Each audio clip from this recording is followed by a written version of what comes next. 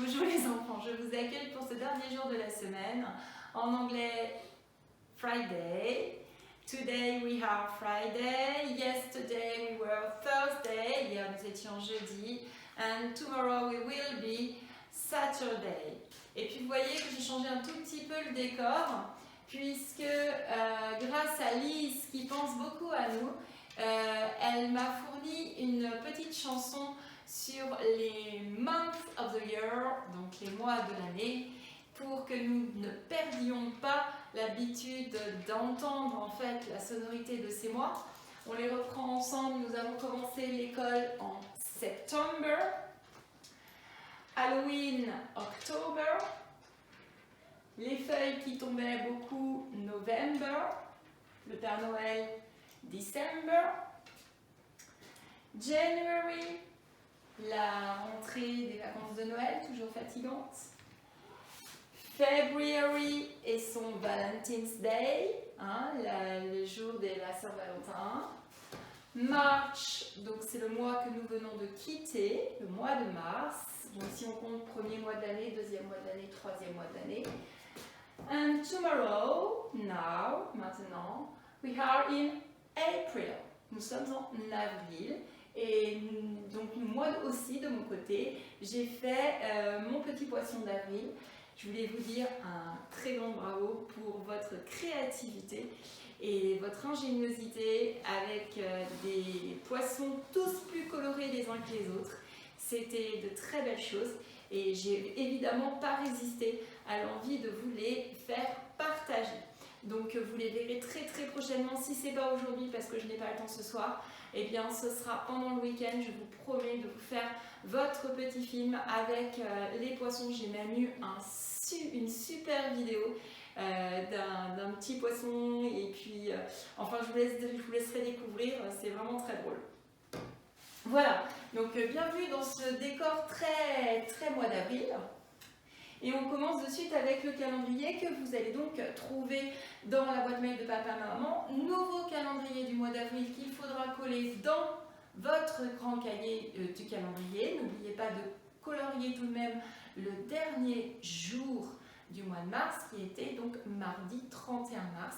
C'était à colorier en bleu, tandis que le mercredi 1er avril était à colorier en jaune.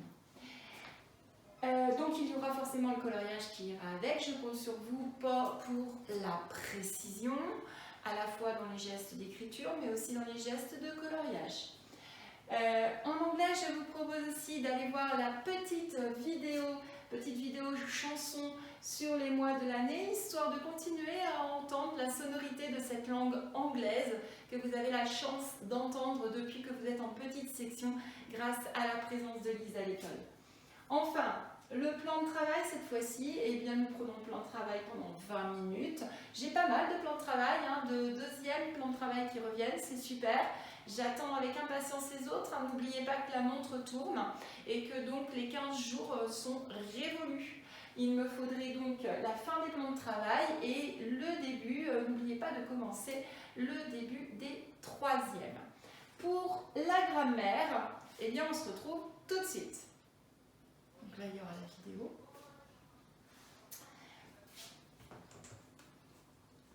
Enfin, nous attaquons la révision de nos mots de dictée. Bravo à tous ceux qui continuent à formuler des phrases et à les faire bien consciencieusement. Je sais que parfois ce n'est pas très facile, c'est assez fastidieux, peut-être ennuyant les enfants. Mais dans ces cas-là, le but, c'est vraiment de fabriquer une phrase qui veuille dire quelque chose. Ce n'est pas forcément que vous l'écriviez vous-même. Si on peut alléger la tâche de l'enfant en faisant de la dictée à l'adulte à ce moment-là, ce n'est absolument pas grave. Voilà, on ne doit pas le bloquer par le geste du tracé. Donc, là tout de suite, je voudrais vous proposer de prendre votre ardoise. Et donc de me retrouver, vous voyez que les mots, eh bien, j'ai pris l'ardoise dans le sens paysage pour que vous me retrouviez les lettres grignotées par le souris.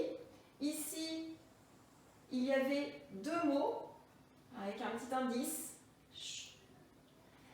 Ici, des lettres indices aussi qui sont restées. Ici, une première lettre qui normalement devrait vous donner un indice. Et enfin, le quatrième mot qui est tout petit. Alors, juste toutes mes excuses encore une fois pour avoir inversé certains mots. C'est les aléas du direct. Je n'ai pas toujours suivi la progression que j'avais mise en début de semaine. Alors, ce qui compte avant tout, c'est ce qui est écrit sur la feuille. Vous avez complètement raison. Donc, mille pardons pour avoir un peu cafouillé, mais on se fie vraiment à ce qui est écrit sur la feuille. Donc, je vous laisse remplir les trous. Redites-vous bien de quel mot il peut s'agir. Ça, c'est le plus petit mot qui était sur votre feuille. Ça peut aider. À vous de jouer.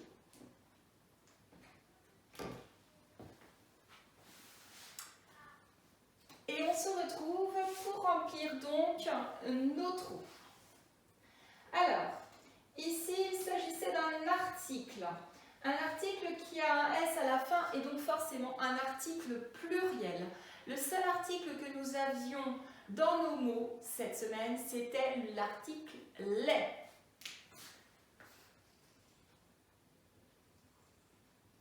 Voilà. Et le mot qui allait avec était le mot enfant.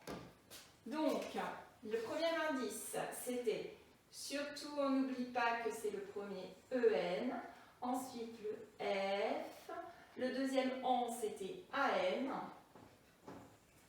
Et qu'est-ce que j'avais dit pour la lettre qui ne s'entendait pas? Il fallait penser à enfantillage, ou bien le mot enfanter, c'est-à-dire avoir des enfants. Donc on n'oubliait pas le T. Mais qui ne devions-nous pas non plus oublier pour la fin de ce mot? Eh bien forcément, on se souvenait, on pique le S à l'article et on n'oublie pas de l'écrire à la fin du mot. Voilà pour ce premier mot. Si ce premier mot est réussi, triple bravo, c'est pas le plus facile. Ensuite, un article possessif, cette fois-ci, puisqu'on parlait de moi, c'est à moi. Mon, avec le son on. On avait revu Monsieur O et le nez dans le ballon avec les petits cochons qui mangent des bonbons. Donc là, pas de surprise, le O avec le N. Et c'était mon frère. Et bien là, il suffisait de faire chanter les sons. Mon frère. Ici, nous avions un mot qui était petit, mais qui était un indicatif de temps. Et il s'agissait du mot enfin. Alors, ce qui est facile, c'est de se souvenir que le en, c'est le même que le mot enfant. Enfin. I-N comme dans lapin, tout simplement. Et puis le dernier mot, en fait, il est super facile, c'est un cadeau. Puisque vous piquez la fin du mot enfin pour avoir la fin de l'histoire. F-I-N. Tout simplement. Voilà pour la révision de quelques mots de cette semaine. On attaque avec deux derniers mots. N'oubliez pas de m'envoyer vos phrases, s'il vous plaît. Sans quoi,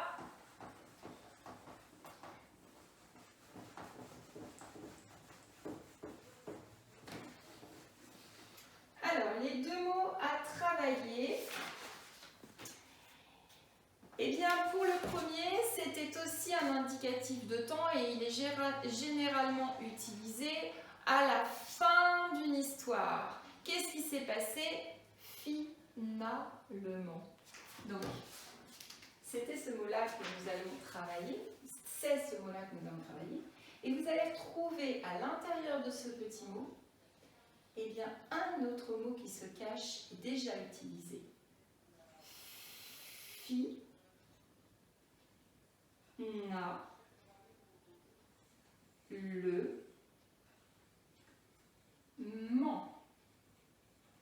Alors, la difficulté, elle est ici. Mais sinon, je je vous rappelle que nous avions appris à écrire le mot fin, que nous retrouvons ici. Et nous avons également appris à écrire le mot enfin, que nous retrouvons ici. C'est ce qu'on appelle des racines de mots. Comme les racines d'un arbre sont plantées dans le sol, les mots ont des racines, eux aussi. Et à partir des racines, eh bien, ça pousse autour. Et bien, pour ce mot fin, eh bien, on a poussé autour avec enfin, on lui a rajouté une petite chose devant. Finalement, on lui a rajouté une petite chose derrière. Mais il reste toujours cette racine-là. Alors, ce n'est pas forcément votre programme de cette année en CP, mais c'est bien de savoir qu'à partir d'un mot, eh bien, on peut en fabriquer plusieurs autres. Voilà. Le mot, un des mots à savoir pour lundi, finalement, qui n'est pas très compliqué, parce que si vous chantez tous les sons les uns après les autres, la seule difficulté reste la fin.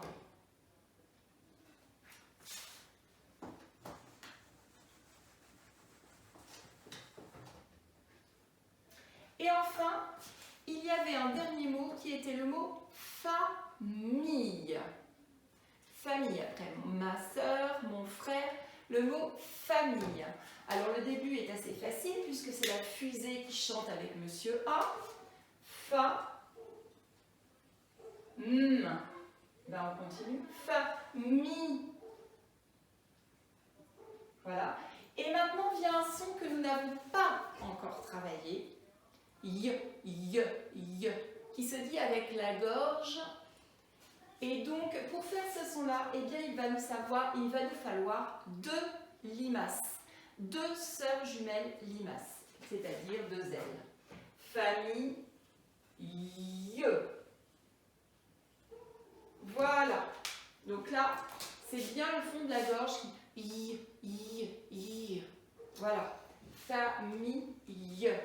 Donc, on a famille et on a finalement. Comme d'habitude, je redis, n'hésitez pas, on le récite dans le bain, on le récite en aidant maman à faire la cuisine, en aidant maman à mettre la table. On peut les dire tout le temps, les mots outils. On n'a pas forcément besoin d'un papier et d'un crayon. Je compte sur vous. C'est fini pour le français. Alors, aujourd'hui en grammaire, nous revoyons la notion de la phrase. Pourquoi ? Parce qu'il y a quelques oublis dans les dictées ou dans les productions d'écrits. Alors, on avait vu qu'une phrase, il fallait d'abord lui ouvrir la porte. Et comment faisions-nous ? Eh bien, nous avions besoin d'un mot qui contenait une lettre plus grande que les autres, c'était la majuscule. Et puis, pour fermer cette phrase, on avait besoin d'un point. Mais une phrase, ça ne s'arrêtait pas qu'à ça. Il fallait aussi qu'elle veuille dire quelque chose. Donc là, nous avons une phrase, vous voyez, elle est sur une ligne, et il y a une petite locomotive. Cette petite locomotive, en fait, c'est le mot qui va emmener toute la phrase. Pour trouver quel est le mot qui va emmener toute la phrase, j'ai besoin de me poser deux questions. La première, c'est où est le mot avec la majuscule ? Et la deuxième, c'est de qui va-t-on parler dans la phrase ? Donc, je regarde le mot qui a une majuscule. Oui, il s'agit bien de celui-ci. Et qu'est-ce que je lis dessus ? Je lis le mot Léo. Léo qui est un prénom, c'est un nom propre. Et c'est lui qui va emmener toute la phrase. Donc, c'est bien de Léo dont on va parler. Il a une majuscule. Ensuite, il va falloir qu'on cherche quel est le dernier mot qui fermera la porte de la phrase. Donc là, c'est plutôt facile puisqu'il faut qu'on trouve le mot où il y a un point. Et il s'agit de celui-ci. Voilà, on le lit ensemble. Jardin. Donc, d'un côté, j'ai Léo qui ouvre la porte de la phrase et de l'autre, j'ai le mot jardin. La deuxième question qu'il faut que je me pose, c'est que fait Léo ? Et là, je regarde les mots qu'il me reste. J'ai un mot outil que je connais très bien, qui est le mot dans. Dans n'indique pas une action. ça ne va pas me donner de renseignements sur ce que fait Léo. Donc, c'est pas lui. L'autre mot qui me reste, c'est le. Le est un article, on les a revus la semaine dernière. Ça n'indique pas une action. Je le mets de côté. Enfin, j'ai ce mot-là, qui est le mot joue. C'est un verbe d'action, le verbe jouer. C'est donc ce qu'est en train de faire Léo. Léo joue. Il me reste à trouver quels sont les mots qu'il va falloir que je mette dans le trou pour arriver à jardin. Léo joue et je regarde ce qu'il me reste. Le et dans. Il suffit que je mette mes étiquettes dans le bon ordre pour arriver à faire une phrase qui ait du sens. Léo joue dans le jardin. C'est une phrase majuscule, point, sens. C'est une phrase qui, pour le moment, est écrite sur une ligne. Mais cette phrase-là, j'aurais très bien pu l'écrire de cette façon-là.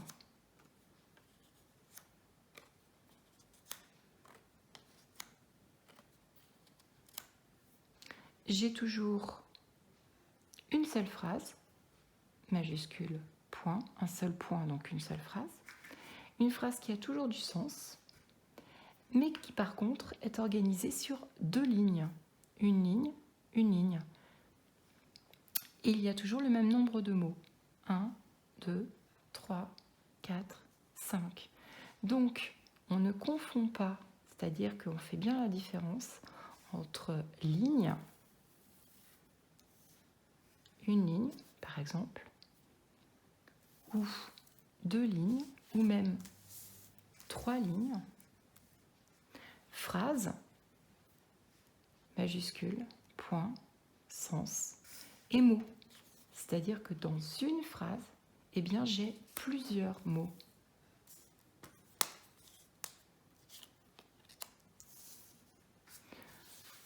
Nous allons maintenant faire un jeu avec votre ardoise et après ce jeu, eh bien, vous pourrez retrouver... Alors, vous prenez votre ardoise dans le sens paysage. Hein, on revoit portrait, paysage.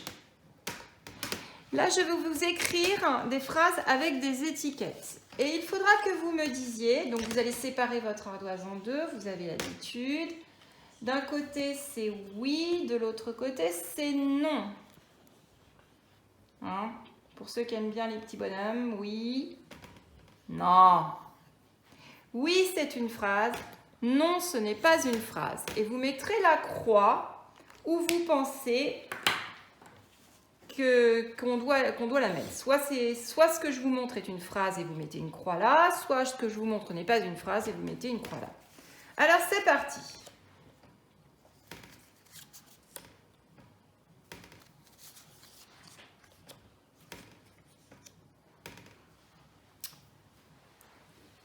S'agit-il, oui ou non, d'une phrase? Alors, la première chose qu'on regarde, c'est est-ce qu'il y a une majuscule? La réponse est oui. C'est un premier bon point. Ensuite, est-ce qu'il y a un point à la fin? Ah, problème, il n'y a pas de point. Là, c'est même pas la peine que j'aille plus loin. Non, ce n'est pas une vraie phrase. Je mets donc une croix dans la colonne du non.